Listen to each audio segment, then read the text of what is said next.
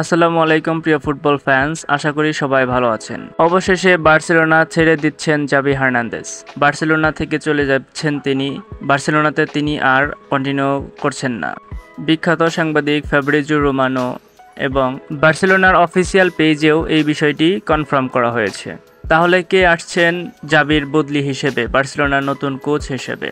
বিখ্যাত সাংবাদিক Fabrizio Romano এই বিষয়ে কনফার্ম করছেন যে হ্যান্সি ফ্লিকই হচ্ছেন বার্সেলোনার নতুন কোচ। তো চলুন জেনে নেই কে এই হ্যান্সি ফ্লিক। এই হ্যান্সি ফ্লিক হচ্ছে বায়ার্নের সাবেক কোচ। বায়ার্ন সর্বশেষ চ্যাম্পিয়ন্স লিগ জিতেছিল কিন্তু এই হ্যান্সি ফ্লিকের হাত ধরেই।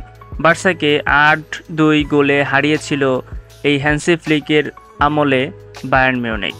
তো সেই হ্যান্সি ফ্লিকই হচ্ছেন বার্সেলোনার নতুন কোচ। তো আশা করা যায় বার্সেলোনা হ্যান্সি ফ্লিকের আমলে হাই প্রেসিং ফুটবল খেলবে। আশা করা যায় এবার টিকি টাকা ফুটবল থেকে বার্সেলোনা বেরিয়ে এসে হাই প্রেসিং ফুটবলে মনোযোগী হবে, যেখানে বার্সেলোনার ফরমেশন হতে পারে 4-2-3-1। এই ফরমেশনে বার্সেলোনা খেলতে পারে হ্যান্সি ফ্লিকের আমলে, বর্তমানে যা খুবই জরুরি। তো আশা করা যায় বার্সেলোনা হ্যান্সি ফ্লিকের আমলে ভালো ফুটবল খেলবে।